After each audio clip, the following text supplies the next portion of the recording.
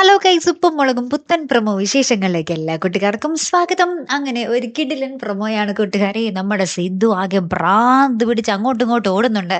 എന്തിനാന്നല്ലേ നിങ്ങൾ ചോദിക്കുന്നേ? ഞാൻ പറയാട്ടോ. അപ്പൊ ഇന്നത്തെ പ്രൊമോയിൽ ആദ്യം തന്നെ നമ്മുടെ ലച്ചു ഭയങ്കര ഹാപ്പി ആയിട്ടിരിക്കും കേട്ടോ. എന്തോ ഫ്രണ്ട്സിന്റെ എന്തോ പരിപാടി ഉണ്ട്, അല്ലെങ്കിൽ ഫ്രണ്ടിന്റെ കല്യാണോ എൻഗേജ്മെന്റോ എന്തോ ഉണ്ട്.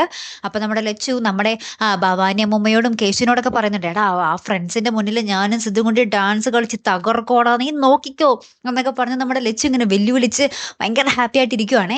ലാസ്റ്റ് നമ്മുടെ സിദ്ധുവിനോട് പറയുന്നുണ്ട് ഇക്കാര്യം, സിദ്ധു നമുക്ക് ഡാൻസ് കളിക്കണം, നമുക്ക് തകർക്കണം, അവിടെ ഫ്രണ്ട്സിന്റെ ഒക്കെ കണ്ണിൽ നമ്മൾ ഇങ്ങനെ തിളങ്ങി തിളങ്ങി നിൽക്കണം എന്നൊക്കെ പറഞ്ഞ് ലച്ചു ഇങ്ങനെ അടിച്ച് കയറുവാട്ടോ പറഞ്ഞു. അപ്പൊ സിദ്ധുവിനാണെങ്കിൽ ഡാൻസ് എന്ന് പറഞ്ഞപ്പോ തന്നെ കിളിപോയി.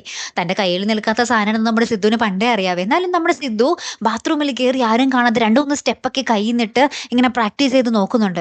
അപ്പൊ തന്നെ സിദ്ധുവിന് പറ്റുന്നില്ല. അപ്പൊ ഏയ് ഇതെന്നെ കൊണ്ട് പറ്റൂല, ഇതെനിക്ക് വഴങ്ങണ സാധനമേ അല്ല എന്നൊക്കെ പറഞ്ഞ് നമ്മുടെ ബാത്റൂമിലേക്ക് ഇങ്ങനെ സങ്കടപ്പെട്ട് ഇങ്ങനെ പറഞ്ഞുകൊണ്ടിരിക്കുക.